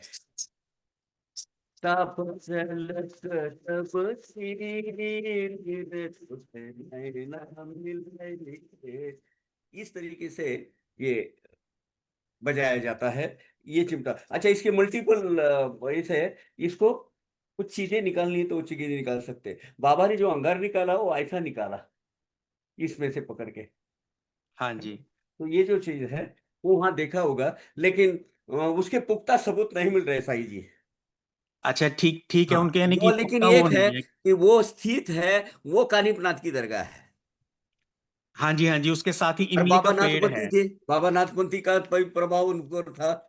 और वही बाजू में जो पत्थर देखा होगा आपने, वो पत्थर पे विराजमान रहते थे बाबा, और वहां बिल्कुल। ध्यान हाँ धारणा जी। करते थे। हाँ जी, बहुत बहुत सुंदर वो है। और का, 16 अगस्त और को मैं काका जा रहा हूँ वहां, जिसको आना है वो आ सकता है। अमेरिका का और एक काका ग्रुप जी। वो देखना चाहता है। हाँ। हाँ जी, एक क्वेश्चन और है काका जी मेरा, जैसे हाँ आपने बताया, क्योंकि ये सब आपने ही बताया हुआ है और उसकी वजह से ही फिर बाबा जी ने मौका दिया वहां जाने का। जो धूप खेड़ा आपने बताया था काका जी, हाँ वहां पर वहां पर भी जाने का सौभाग्य मिला आपकी वजह हाँ से। हाँ हाँ तो वहां पर भी एक जो चांद पाटिल की दरगाह है, उसके साथ हाँ। नीम का पेड़ है काका जी। 2 पेड़ थे वहां। हाँ जी। नीम का पेड़ था, जो नीम के पेड़ के नीचे वो जो पत्थर रखा हुआ है सफेद वाला, वो हाँ बाबा जी। वहां बैठते थे। उसके बाजू में और एक पेड़ था, बिल्कुल सटा के, एक 10 फीट के दूरी पर। वो अभी खत्म हो गया है, अभी भी गया है। वो एक पेड़ के झाड़ के नीचे बाबा बैठ के वहां दरबार उनका होता था। वहां से थोड़ा सा नीचे नीचे की तरफ जाएंगे तो यलीगंगा नदी है। हाँ जी, बाबा वो है। वहां कपड़े सुखाते थे, कपड़े रखते थे। तो ऐसा एक हाथ लगाया बाबा ने, तो उसको नाग जीरा बोला है। वो पत्थर के अंदर बाबा के हाथ से वो एक निशान आए पानी गिरने के निशान आए हुए हैं। वो नाग जीरा मंदिर है, नाग जीरा कहते हैं उसको। अच्छा, हालांकि तो वो वो बिल्कुल बारिश के दिनों बिल्कुल में नहीं ठीक है। दिखता है, क्योंकि वो फुल पानी के अंदर रहता है। गर्मी के दिनों में दिखता है वो वहां अपने बाबा कपड़े सुखाते थे और वहां नहाते थे। 2 ढाई महीने वहां रह चुके होंगे। और वो जो नीम का झाड़ है ना, वही उनकी पंचायत थी, वहीं वहां बैठक थी। ठीक है काका जी, बिल्कुल आपने सही बताया था। और एक वो ये भी बता रहे थे कि उसमें उस नदी में जो पत्थर है वहां पर बाबा जी के पैरों के निशान है। पैरों के वो निशान भी है। और वो हाँ जो जी। हाथ से ऐसा उन्होंने हाथ फिरा था, उसके नाग के जैसा वो उसका एक आकार आया हुआ है। वो बाबा के हाथ का है, उसको नाग जीरा बोलते हैं। हाँ जी, बहुत बहुत शुक्रिया काका जी। बाबा के लेकिन पैरों के थोड़ा। निशान है वहां, ये बात सही है। हाँ जी, बिल्कुल हाँ जी, हाँ रॉक जी, पे है, बिल्कुल। नदी के अंदर है। नदी के अंदर है बिल्कुल। हाँ और उसी मंदिर के अंदर, धूप खेड़े मंदिर के अंदर काका जी, बाबा जी की एक तस्वीर लगी हुई है। हाँ। तो उसके बारे में मैं आपको वो सेंड कर दूंगा, प्लीज उसके बारे में बताना। उन्होंने तो यही बताया है कि ये बाबा जी की ओरिजिनल तस्वीर है, यंग एज में, बहुत यंग नहीं एज में। नहीं नहीं नहीं, एक बात बताऊं मैं आपको। ये अभी हाँ अभी जी। थोड़ा सी मनगढ़ंत कहानियां शुरू हो गई है। उन लोगों को अच्छा, खुद ठीक। को पूछ लेना, वो मोरे जो है ना, उनके जो ओनर है वो जगह के।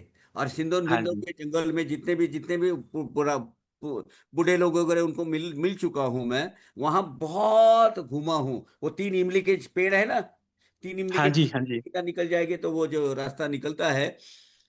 और वहां से वो जो सातारा तांडा से एक बिल्कुल पगडंडी आती है। और वो पगडंडी सिंदोन बिंदोन, अपना सिंदोन बिंदोन के जंगल से होकर धूपखेड़ा जाती है।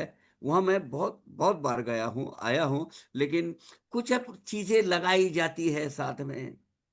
अब जैसे वो बाजू में साई टिकड़ी है, वो साई टिकड़ी में लिखा है बाबा की और चांद पाटिल की वहां मुलाकात हुई। सरासर झूठ, नहीं मिली, वो नहीं हुई है वहां। अब क्या हुआ, हर एक जगह पर जहां थोड़ा सा सुराग मिल जाता है, आदमी जोड़ने की कोशिश करता है, हाँ यहाँ बाबा आए थे। अरे कुछ नहीं, वहां बाबा नहीं गए थे कभी। ठीक ठीक है काका जी, बहुत बहुत शुक्रिया काका जी। एक लास्ट क्वेश्चन और है आपसे, थोड़ा हाँ। उसके बारे में भी प्रकाश डाल दें आप। जो पाथड़ी है हम्म काका जी, वहां हम्म पे साईं बाबा जी का जो मंदिर बना हुआ है, उन्होंने हम्म जो नीचे मंदिर के नीचे ही वो जगह है, मतलब दीवारें वगैरह सब कुछ ऐसे ही रखा हुआ है। हम्म। तो उसकी क्या वो बिल्कुल ऑथेंटिक है या काका जी क्या है उसके बारे में? मान्यता, कुछ लोगों की मान्यता, विभा खिरकी और मेरी इसके बारे में बहुत बहस होती थी। अब वो नहीं रहे, बहुत पहले चले गए। वो वहाँ के अध्यक्ष थे, उन्होंने उसका संशोधन किया था। वो दिनकर राव चौधरी, बाकी सब, वो दलवी वगैरह सब लोगों को मैं मिलकर आया हूँ। मैं इनकार भी नहीं करूंगा और हाँ भी नहीं भरूंगा। क्यों? कि उसके ऑथेंटिक पुख्ता सबूत नहीं है कि बाबा का ही वो घर है और बाबा ही वहाँ रहते थे। ना तो बाबा अपने जीवन में कभी बोले हैं कि, कुछ एक दो मिलते हैं रेफरेंस, लेकिन इवन मेरी जब बहस हो गई ये लोगों के साथ में, उन्होंने बोले जी ये सब सरकमस्टेंशियल एविडेंसेस के लेवल पर हम बोल रहे हैं, इतिहास के पन्ने में इसका कहीं पुख्ता सबूत नहीं है। जी, मंदिर के लेकिन नीचे उन्होंने लेकिन वो लेकिन दीवारें भी रखी हुई लेकिन हैं। ये बात तो बिल्कुल सही है कि इस क्षेत्र में, पाथरी क्षेत्र में बाबा का जरा थोड़ा सा ज्यादा लगाव रह ही चुका होगा। जो भी पाथरी से आते थे उनकी बहुत बारीकी से बाबा इंक्वायरी करते थे। लेकिन that alone doesn't prove that Baba का जन्म स्थान वो है। ठीक हाँ, ठीक है काका जी, बहुत बहुत सरकमस्टेंशियल शुक्रिया। एविडेंसेस से कुछ लगता है, लेकिन एज ए मैं भक्त बोलूं तो बाबा तो सब जगह है। अगर लेकिन मैं इतिहासकार बोलूं तो नहीं यार, सबूत नहीं मिलते हैं। ठीक है काका जी, बहुत बहुत शुक्रिया Kaka ji. Thank you. Thank you so much RV Sai ji for these questions. Next hand raise किया था सुनील जी ने। काका जी अगर आपकी परमिशन है तो बोलिए हम बोलिए बोलिए, क्वेश्चन कोई और ले बात सकते नहीं हैं। है, अपने पास 10 मिनट है। सुनील जी आप प्लीज अनम्यूट कीजिए और अपना क्वेश्चन आस्क कीजिए। आप चाहें तो आप चैट बॉक्स में भी लिख सकते हैं। ये निशा जी बोल रहे सटका और चिमटा अलग है। तो सटका तो लकड़ी का, हाँ ये होता है इतना सा, हाथ 1.5 हाथ का, हाथ में जो रखते हैं वो लकड़ी का होता है। और ये तो इसका है, मेटल का होता है। ये ये देखा है आपने? ये यहाँ हाथ डालते हैं, ये यहाँ कड़ी होती है। तो बाबा के साथ दोनों रहते थे, सटका भी और हाँ चिमटा बिल्कुल, भी। सटका दाया, इसमें सटका रहता था, यहाँ चिमटा रहता था ऐसा। यहाँ सटका रहता था, झोली यहाँ रहती थी। ये है। और ठीक हर है, एक थैंक यू फकीर के, काका। फकीर के पास ये दोनों चीजें रहती ही है। ओके काका। हम्म, अच्छा। सुनील आहूजा जी, जय साई राम, आप अपना क्वेश्चन यहाँ लिख सकते हैं, बोलिए। इन्होंने हैंड रेज किया हुआ है हाँ बोलिए बोलिए। बट अभी शायद अनम्यूट नहीं कर पा रहे हैं वो।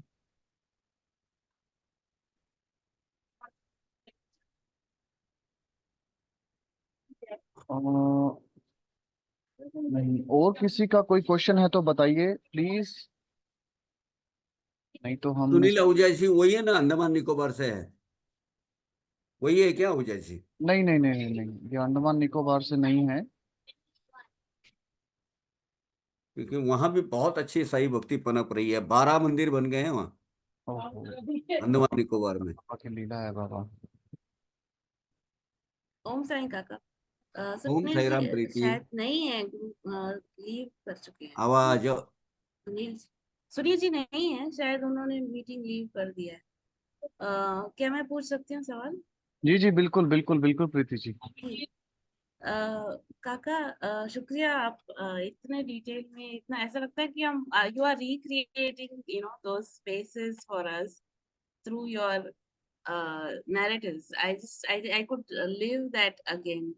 जहाँ बाबा जिन गलियों में गुजरे, तो ये जो धूप गांव के जो इंस्टेंसेस आपने बताए, क्या वो ऐसे ही हैं? Like, have they maintained those places like that, or uh, have they become some heritage site, or have they developed those places where people can visit and uh, find out and काफी भक्त उधर connect के with अभी Baba? काफी उधर प्रगति हो रही है, वहाँ ट्रस्ट बन चुका है। धूपखेड़ा का भी ट्रस्ट बना बना है, सिंदूर बिंदोद का भी ट्रस्ट है। दोनों भी पर से मुझे वहाँ न्योता आया था कि करो, लेकिन मेरी व्यस्तता की वजह से वहाँ मैं एक्चुअल एडमिनिस्ट्रेटिव वर्क नहीं कर सकता। तो उनको बाकी का लिटरेचरी वर्क मैं कर सकता हूँ। मुझे धूपखेड़ा का जो वहाँ के औरंगाबाद के एक बहुत अच्छे जाने माने साईं भक्त है, उन्होंने बोला अपने को ये सब करना है। उन्होंने ही वो मंदिर है, वो जो मजार है, वहाँ मजार वगैरह कुछ नहीं थी। मजार ये बाजू में थी। वो जो चांद पाटिल की मजार है ना, वही ट्रस्ट ने बनाई है। बहुत बड़े आदमी हैं वहाँ के। उन्होंने वो पगडंडी, वो सीढ़ियाँ, सब सब सब का डेकोरेशन उन्होंने किया है। सिंदून बिंदुन के जंगल में तो कुछ भी नहीं था, कुछ भी नहीं था। आज वो मोरे साहब को पूछ हाँ सकते हैं, वो पेड़ को सटा के हम बैठते थे, खाना खाते थे, ये करते थे। अब वहाँ वो उनके वो पेड़ है ना, वो पेड़ के राम तक हमको मिले हैं, वो मोरे जी ने हमको दिए थे। मोरे वहाँ के ओनर है। अभी वो मंदिर का निर्माण हुआ है, बाहर से कुछ लोग आए, कनाडा से या कुछ मलेशिया से कुछ लोग आए, उन्होंने सब बांधा है। वो सीढ़ियाँ बन गई। वो जो कालीपनाथ का मंदिर है ना, वहां से नीचे आने के लिए तो बहुत तकलीफ होती थी, तो वो सीढ़ियाँ बन गई। ये सब हो रहा है, बाबा की जैसा बाबा चाहेंगे वैसा होते रहेगा। तो एक बार अगर आप सबको आप पूछिए ऑर्गेनाइजर को, खास तौर पे चंद्र भैया और सुजय जी जी और बाकी सब लोग, अगर वो एक एक ट्रुप निकालते हैं, वो एक ट्रिप जैसे साई संगम के अंदर अभी जो नवंबर में होने वाला है, उन वो अगर इजाजत देते तो एक दिन जाकर आएंगे ये सब जगह। जी जी काका, बिल्कुल हम इसका प्लान करते हैं। मैं इस चीज़ को नोट डाउन कर लेता हूँ। हम्म। और हम लोग वहीं से ही साई रिसुवाड़ा से ही अपना एक टेम्पो ट्रैवलर या जितने भी लोगों के हिसाब से हाँ, फिर हम एक दिन जा सकते हैं आपके साथ। बराबर है। बोलिए और दैट विल बी wow, कोई। The that blessings sounds of बाबा amazing. डायरेक्टली। जी Yeah, exactly. That would be such a blessing. Thank you.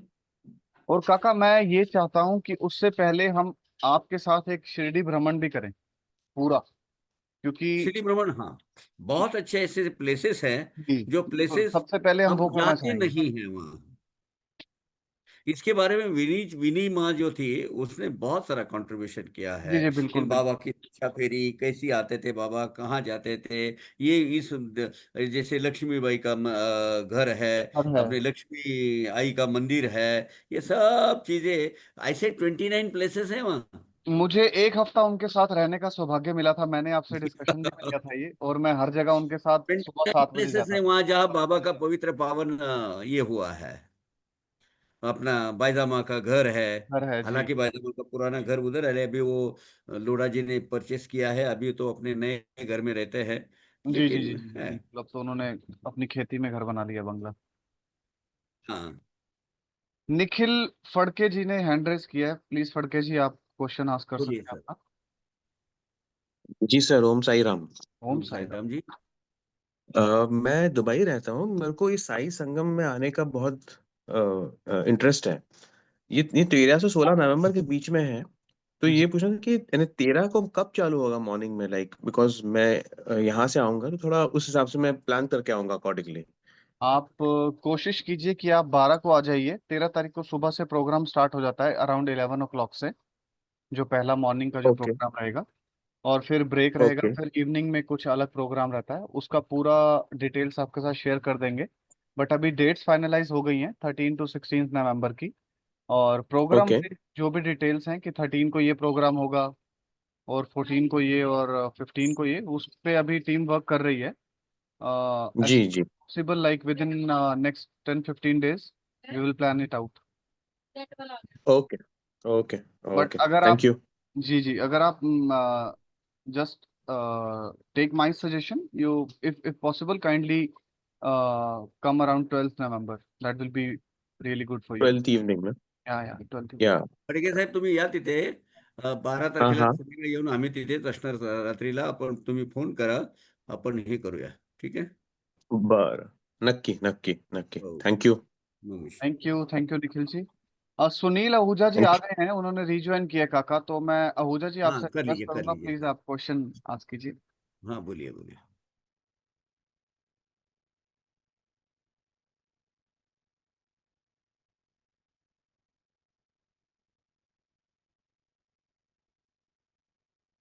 अ, आवाज नहीं आ रही है, आपको आ रही है तो?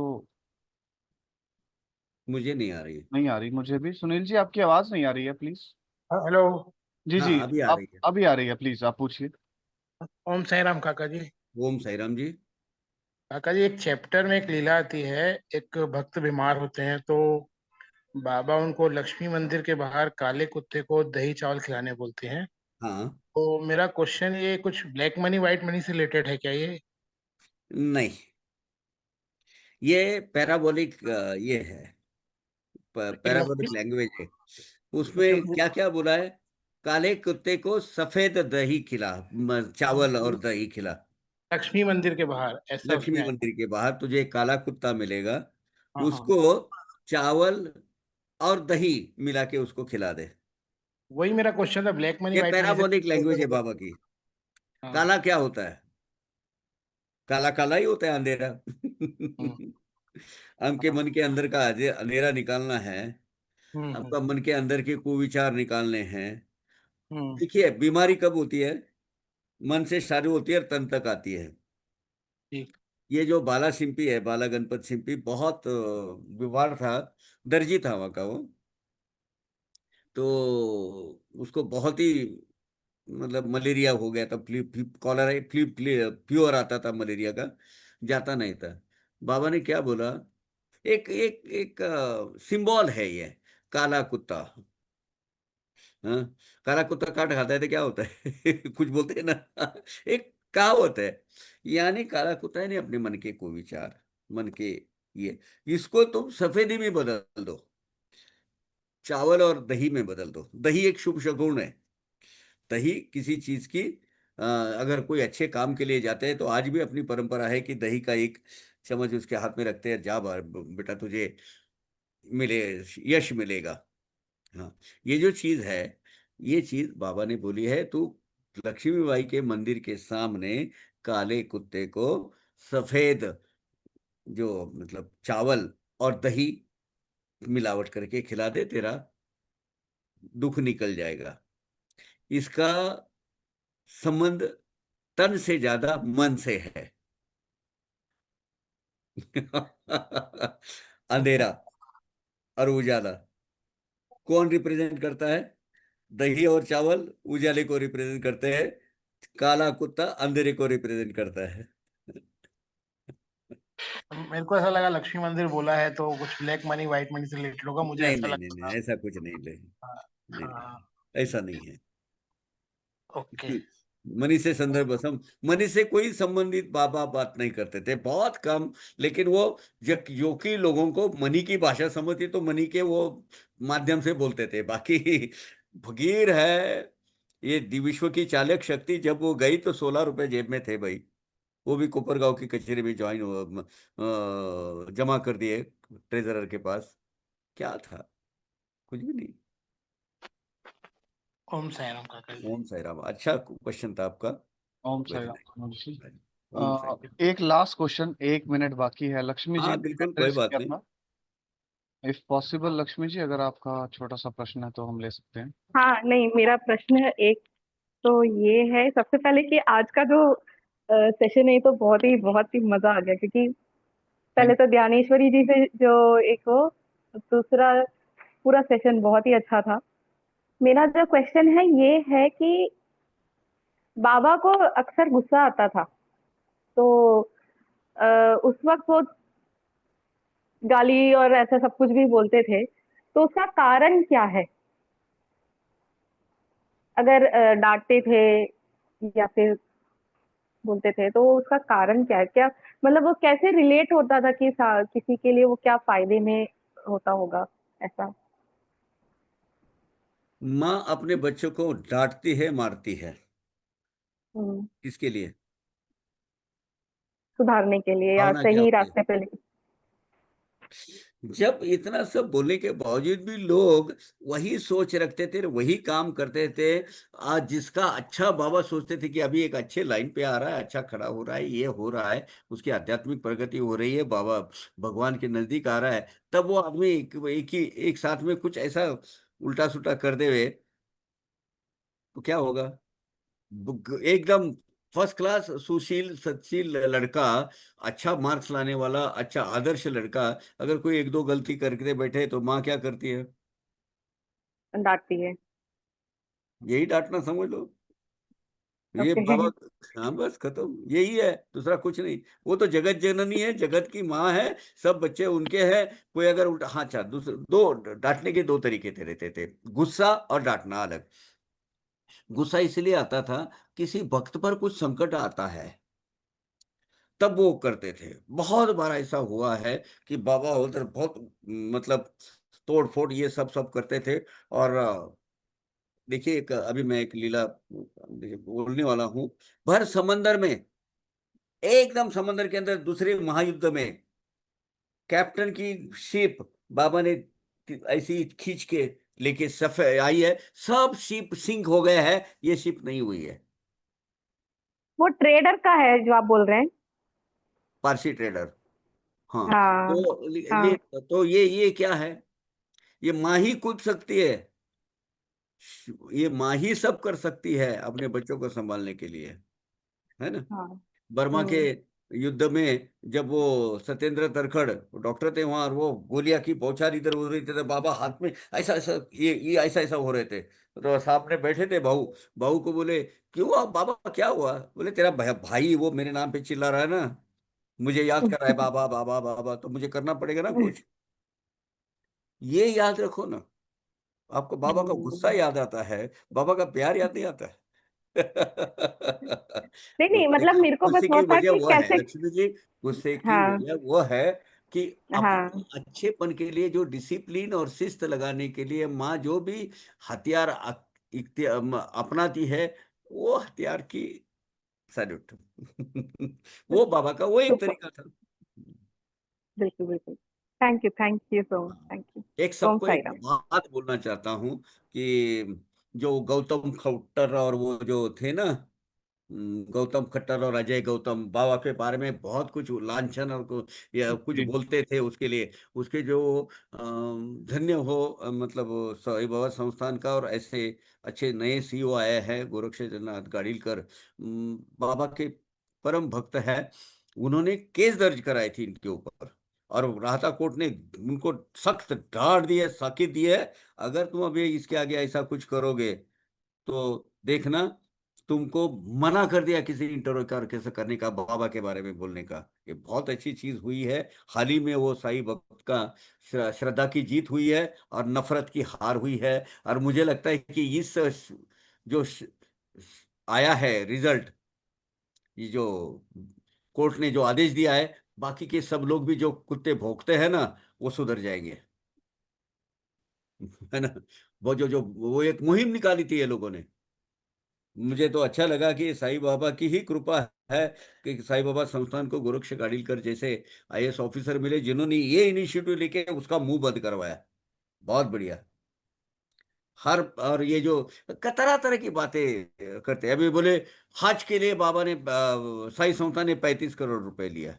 अरे, तुम पहले एडमिनिस्ट्रेशन समझ लो। एडमिनिस्ट्रेशन में 50 लाख के ऊपर, मेरे ख्याल जी। से 25 लाख या 50 लाख के ऊपर, 50 अगर लाख, आपको 50 लाख काका।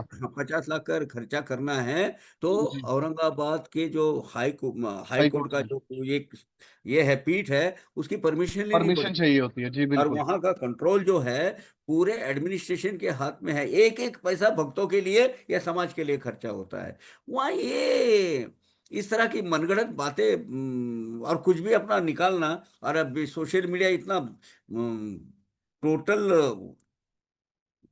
बैड यूज उसका तरीके से हो रहा है, वो उसके लिए भी उन्होंने सख्त चेतावनी दी है। इस तरह का कुछ आया तो उसके खिलाफ हम अभी सख्ती से पेश आएंगे। मुझे ये दो चीजें बहुत अच्छी लगी, और बहुत अच्छी भाई, मैं व्यक्तिगत स्वरूप और साईं भक्तों की तरफ से साईं बाबा संस्थान के एडमिनिस्ट्रेशन का शुक्रिया गुजार करना चाहता हूँ। थैंक यू बोलना चाहता हूँ। धन्यवाद जी, धन्यवाद। जी। Thank you so much Kaka for this today's session and chapter and question answer. Om Sai Ram, Om Sai Om Ram. Sai Ram. बस एक बार जाने से पहले मैं सबसे विनती हाँ, करना चाहता हूँ सुजय कि हमारे भैया सुजीत भैया के का लिए एक बार आप सब बाबा से प्रेयर कर दीजिए। भैया रिकवरी अच्छे स्टेज रिकवर पर हैं, हो रहे हैं अच्छी रिकवर हो तरीके रहे से। हैं और बहुत जल्दी हमारे साथ होंगे। कोशिश है कि 1 महीने में वापस से वो हमारे साथ होंगे। और हाँ, मैं आपसे वो अपनी अनुरोध बातें करूंगा कि शेयर प्लीज कर आप एक पाएंगे। बार जी जी बाबा बोले के सुजय भैया को, ठीक रखे भैया को, एक बार बोले सुजय। अनम्यूट करके बाबा से प्रेयर कीजिए प्लीज। ओम ओम साई साई राम। राम, अनम्यूट ओम करके साई ओम बोलो, राम। साई बोले राम। बाबा बाबा जी जी। भली करे। साई राम।